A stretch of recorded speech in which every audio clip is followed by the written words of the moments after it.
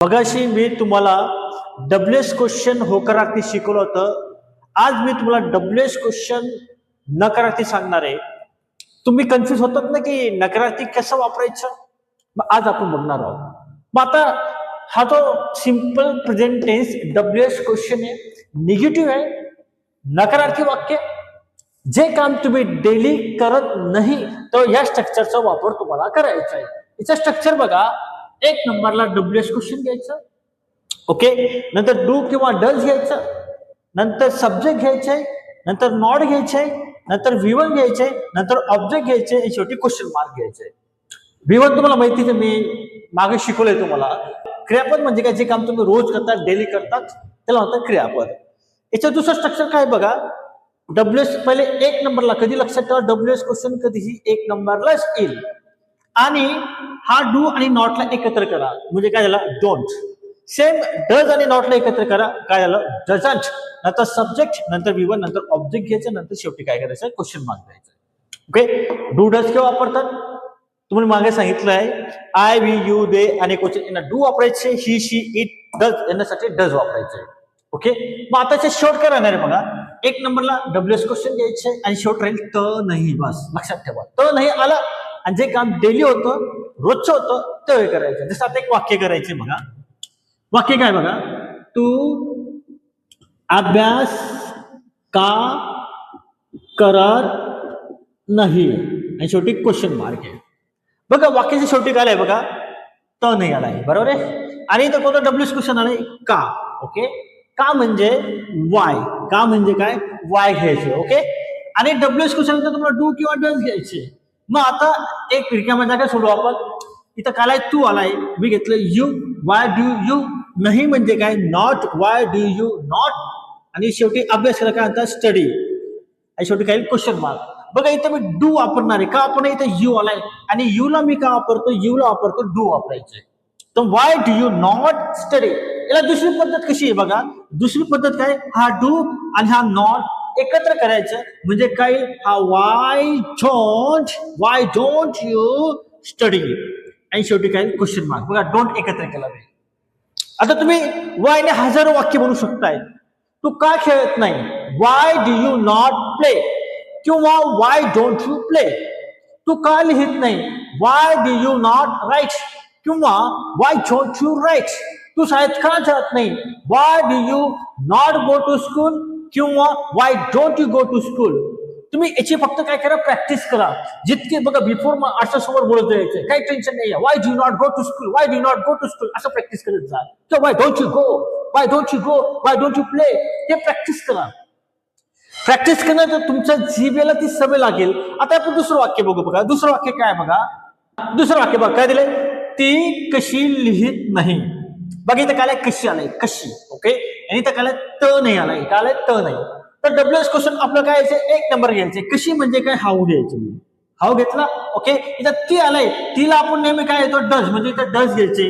How does घेतलं. नंतर ती म्हणजे शी घेतला. नंतर नॉट वापरायचे. आणि लिहिण्याला म्हणतात राईट. राईट. मग कसं वाक्य झालं, how does she not write. याला दुसरी पद्धत काय, दुसरी पद्धत काय, डज आणि नॉट याला एकत्र करा, म्हणजे कसे, हाऊ डझंट शी राईट. आणि शेवटी काय, क्वेश्चन मार्क घ्या. बघा मी तुम्हाला नेहमी सांगितलंय की डब्ल्यूएस क्वेश्चन नंतर कधीही हेल्पिंग वर्ब आला पाहिजे. जर हेल्पिंग वर्ब नसेल तर तुम्हाला तो डब्ल्यूएस क्वेश्चन म्हणता येणार नाही. म्हणून डब्ल्यूएस क्वेश्चन नंतर नेहमी हेल्पिंग वर्ब पाहिजे. तर मग आता हा निगेटिव्ह क्वेश्चन आहे, जे काम तुम्ही डेली करत नाही तर वापरायचे. तुम्ही काय वापरू शकता, ती केव्हा खेळत नाही, केव्हा खेळत नाही. ती आलाय, when does she not play. ती केव्हा शाळेत जात नाही, when does she not go to school. तुम्ही केव्हा शाळेत जात नाही, when do you not go to school. याला दुसरी पद्धत काय बोलले मी, when don't you go to school. Neha का अभ्यास करत नाही, का, why does Neha not study. किंवा वाय डझंट नेहा स्टडी. याची प्रॅक्टिस करा, म्हणजे जे डब्ल्यूएस क्वेश्चन आहे तेच घ्यायचं. आता मला सांगा, कुठे, कुठे म्हणजे काय, वेअर. वाक्य. ओके. वाक्य काय बघा, नेहा कुठे जात नाही. बघा शेवटी काय आलंय, त नाही आलाय. त नाही आलाय म्हणजे आपला डोंट किंवा डझंट घ्यायचे. कुठं आलं क्वेश्चन, कोठे आलंय. कोठे काय होतं आपण, वेअर घ्यायचं. इथे एक नंबरला आपण काय घेणार, वेअर घ्यायचे. नाव आले म्हणजे 100% आपलं काय यायचं, डज घ्यायचे, वेळ डज घेतला. नंतर सब्जेक्ट कोणता आलाय, नेहा आलाय, तुम्ही काय घेणार आहे, नेहा घेणार आहे. ओके, आपण काय घ्यायचे, नॉट घ्यायचे. ओके, नंतर काय घेणार आपण, V1 घ्यायचं, गो. कशी वाक्य, वेन डज. याला दुसरी पद्धत कशी बोललो मी तुम्हाला, हा डज आणि नॉटला काय केलं आपण, एकत्र केलं. म्हणजे काय, वेअर डझंट नेहा गो, आणि शेवटी क्वेश्चन मार्क. बघा, तुम्ही स्पीकिंग मध्ये कशी बोला, मध्ये सर्व चालतं, फक्त तुमचे भावना समजले पाहिजे. एक गोष्ट लक्षात ठेवा, स्पीकिंग करताना चुका कमी करत जा, जेणेकरून तुम्ही एक्सप्रेस करत बसणार. आता मग पुढचं वाक्य काय दिलंय, तुझे वडील कुठे काम करत नाही. बघा काय आलंय, कुठे आले, काय आलंय, कुठे. कुठे म्हणजे काय, वेअर घ्यायचे, वेअर. तुझे वडिलांना तुम्हाला माहिती, तुम्ही काय सांगितलं, वडील एकच असतात म्हणून आपण काय घेणार, डज घेणार. वेअर डज युअर फादर, आलं. त्याच्यानंतर काय, नॉट. ओके, आणि काम करायला काय म्हणतो आपण, वर्क घ्यायचं. कसं लिहिलं वाक्य, where does your father not work. आता तुला दुसरी पद्धत काय, हा डज आणि नॉट याला एकत्र करा, म्हणजे कसं येईल, where doesn't your father work.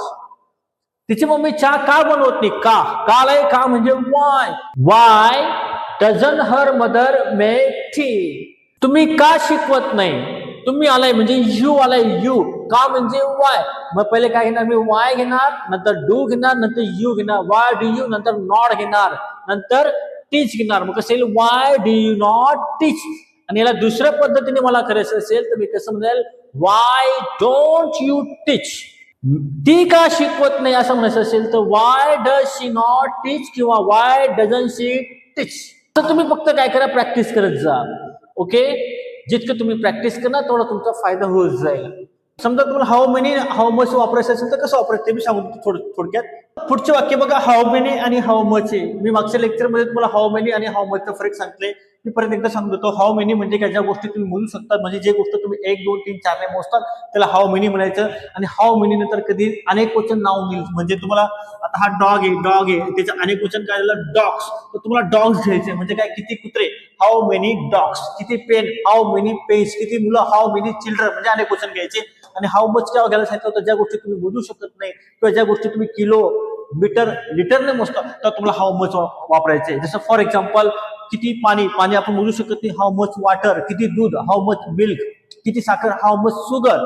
आणि हा तिथं नाऊन एक वचन असतं, हा फरक आहे. आणि हा रूल, नियम तोच राहणार आहे. बघा इथं काय, तुम्ही दररोज किती पुस्तके वाचत नाही, काल शेवटी त नाही.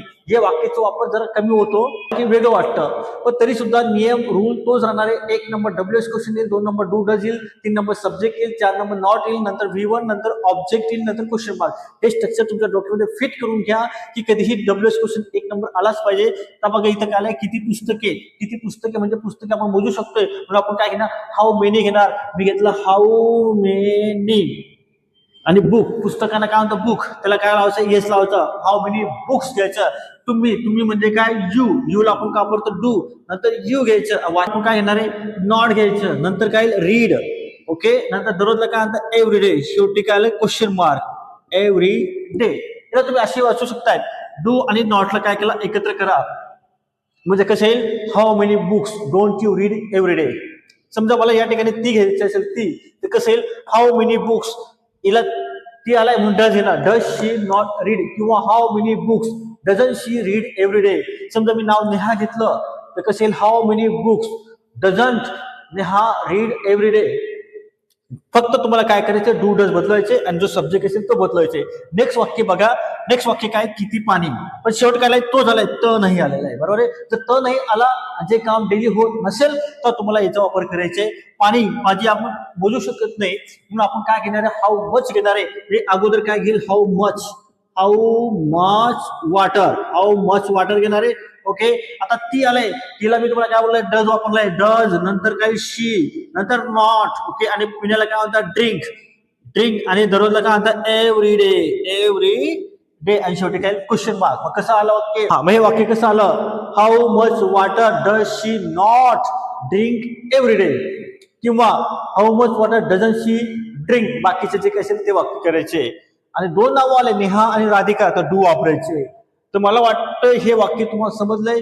छोटा टेबल होता, मी तुम्हाला सिंपल प्रेझेंट टेन्सचं जे काही तुम्ही डेली वापरणार आहे तो टेबल मी पूर्ण संपवून टाकला आहे. ओके, मी तुम्हाला बोलतोय 18 पार्ट म्हणजे काय, जे जे 6 पाठ झाले आणि पुढचे जे काही 6 पाठ आणि 6 पाठ असे काय राहणार आहे. जसं हॅवायचा टेबल तोही सिम्पल प्रेझेंट टेन्स मध्ये येतो. ओके, तर तुम्हाला जर कधी हा टेबल आवडला असेल तर नक्की लाईक करा, कमेंट करा आणि जे नवीन असतील त्यांनी या चॅनल नक्की सबस्क्राईब करा. Thank you very much.